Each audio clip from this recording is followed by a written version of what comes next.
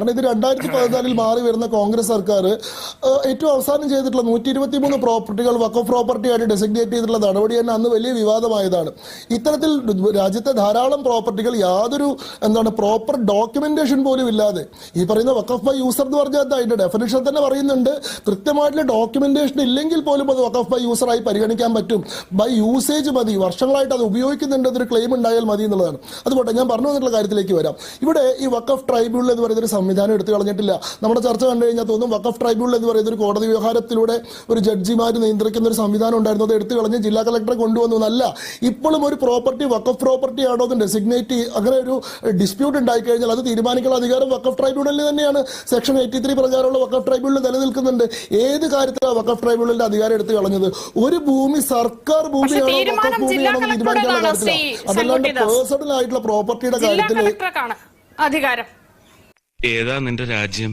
കുതിരവട്ടമല്ലല്ലോ. ജില്ലാ കളക്ടറാണ് executive magistrate, ജില്ലയിലെ revenue രേഖകളുടെ കസ്റ്റോഡിയനും ആ കാര്യങ്ങളിൽ പരിശോധനയ്ക്കുള്ള അധികാരമുള്ള ആളും ജില്ലാ കളക്ടർ അല്ലേ?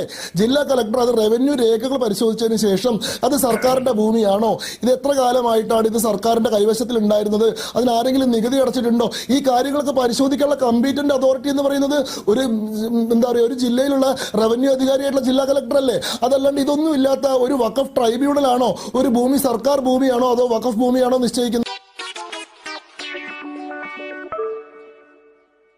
സർക്കാർ ഭൂമിയായിട്ടുള്ള ഭൂമി ഏതെങ്കിലും ഒരാൾ വഖഫ് ബൈ യൂസർ എന്നുള്ള രീതിയിൽ വഖഫായിട്ട് ഡെഡിക്കേറ്റ് ചെയ്തിട്ടുണ്ടെങ്കിൽ അത് വഖഫ് ഭൂമിയാണെന്ന് വിധിക്കാൻ എങ്ങനെയാണ് സാധിക്കുക? അതിന്റെ പ്രോപ്പറായിട്ടുള്ള ഡോക്യുമെന്റേഷൻ ഉണ്ടോ എന്നുള്ളതല്ലേ പരിശോധിക്കേണ്ടത്. അത് ചെയ്യാൻ ജില്ലാ കളക്ടർക്കല്ലേ സാധിക്കുക. മറ്റ് ഭൂമികളുടെ കാര്യത്തിൽ വഖഫ് ട്രൈബ്യൂണലിന്റെ അധികാരം ഇപ്പോഴും നിൽക്കുന്നുണ്ട്. സർക്കാർ ഭൂമിയാണോ അല്ലേ എന്നുള്ള നോക്കൂ.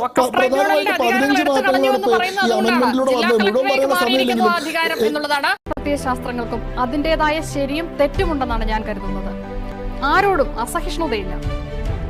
ചിലപ്പോ തോന്നും നീ ഒരു കോമാളിയാന്ന്, ചിലപ്പോ തോന്നും നീ വലിയൊരാളാന്ന്.